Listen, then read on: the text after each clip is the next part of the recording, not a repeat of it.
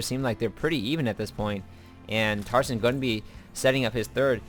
Looking at the economy, 60 over 50 harvesters, DIMAGA over Tarson, and Tarson going to be able to keep up for a little bit with the mules. However, gas-wise, he's going to be far behind.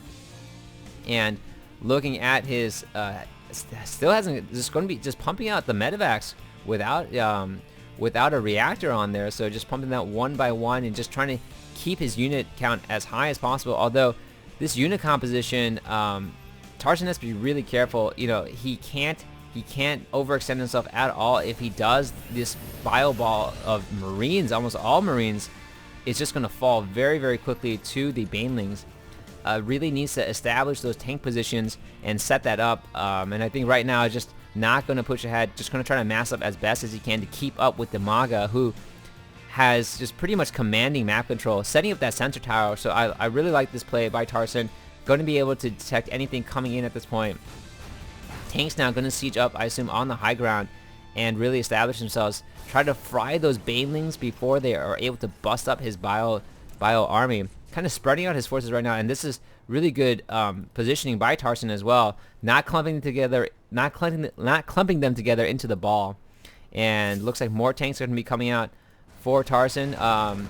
Sacrificial Overseer is coming in. Was able to contaminate the engineering bay. Great play by DIMAGA, stopping that +2 from being researched and holding that off as long as possible. But DIMAGA just has really just dominating, or just has a much better map control at this point. Very comfortable. Has spread the creep tumor all the way around on the side of his map. At this point, could really just take this gold expansion. Not going to get too much pressure. Tarson just kind of turtling in at this point and just trying to bulk up his army, trying to keep it up, which he has. 153 over 150, temporarily supply blocked for the moment, but Tarson going to be pushing ahead. Is he going to get any more factories right now? Just a lot of bio units, and he's going to have some really great micro to survive the Baneling attacks coming his way. I would love to see just maybe a few more Marauders out right now, because, little rogue army coming in here, dropping down, trying to take out this expansion. Not sure if it's going to be enough at this point, and recollecting them before they all explode. Unfortunately for Tarson, too many Lings and Banelings out on the map. But I'd love to see some more Marauders for Tarson, as Marauders can do a great job of absorbing the Baneling damage if you can micro them properly. And it looks like Tarson now, feeling comfortable, is going to be pushing ahead, realizes that his opponent is out expanding him and really needs to use this opportunity to get in there before his opponent has far too many bases and really outmicros him. Infestors out now for DIMAGA, a whole bunch of Infestors out for DIMAGA. This is not good for Tarson, as once that fungal growth goes down on his units, massive surrounds and Baneling explosions going to occur. Looks like a very brood war composition for Tarson, which of course he is very comfortable with, and Marines and medevacs as well as the tanks. Fungal growth is going down. They will be healed in time. DIMAGA doing a great job here, just kind of using one infestor at a time, trying to waste as much, trying to take down the army as much as possible before actually engaging on them. Tarson does see what's up ahead and probably is frustrated that all his medevacs are just spending their energy trying to get rid of this fungal growth. And more fungal growth's going down. These units are really trapped. DIMAGA just building up his army, is at 200 at this point and has really just massed ahead here. Big army about to build up at both points. A lot of action going on, and here comes just a ton of action going down on the field. DIMAGA is running in from all sides, throwing down fungal growths as much as he can. The Ultra is trying to absorb as much damage as possible, and everything just getting fried right now for Tarson. Wow, just steamrolling over. It looked like one fluid movement from DIMAGA, and DIMAGA going to be pushing in ahead right now. Medevacs all alone in the field, and the Ultralisk doing a great job of absorbing the damage. Look at the upgrades already, 2-2 for ground on DIMAGA, and just doing a great job. Really wants to try to take out this expansion, as he knows that his vulnerable going to be moving ahead and taking the gold. DIMAGA just playing fantastically in this whole entire tournament and here in this series as well. Trying to get the best to explode and take out as many SCVs as possible. Look at the Ultralists are just like 3 hitting the... Wow, a lot of action going down right now. Apologize, my computer is lagged a little bit there, and These Marines, I don't think the best. Again, I would love to have seen DIMAGA turn around and try to fight that, because the splash damage they had on those bio units would have been, we usually have seen them fall very, very quickly. Looking at the army tab, 180 over 137, 9 Ultralisks out on the field, and 48 Lings. I just don't think Tarson's going to have enough at this point. The map controlled by DIMAGA pretty much has his entire side of the map, and this rogue unit of this medevac, which only has 22 hit points and not going to be doing much damage now that the spine crawlers are down. DIMAGA, meanwhile, just working on his massing, and at this point, Tarson really needs to take another expansion. He knows it and is still able to keep up in terms of minerals because of the mules, but 70 over 60 harvesters. Here comes a massive doom drop by DIMAGA. Is Tarson going to be ready for this? I'm not sure at all. And just moving into the side, when is he going to time this attack? And it looks like he's just going to drop everything off right there, coming in from below.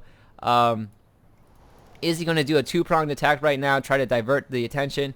And it looks like this might be a diversion. One of the Ultralisks tucked away in that Overlord. Still don't understand the physics of that at all.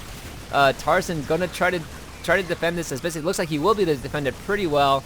Ultralisk coming in, trying to do some massive splash damage onto the Marines, but with the medevacs there, not going to be doing as much. Meanwhile, though, it is a two-pronged attack and going to be moving in onto the expansion. Wow, look at the number of tanks that Tarson has set up here, and the tanks are just pummeling all the forces. Banelings do explode, but wow, this might be in Tarson's favor actually. So able to survive that two-pronged attack.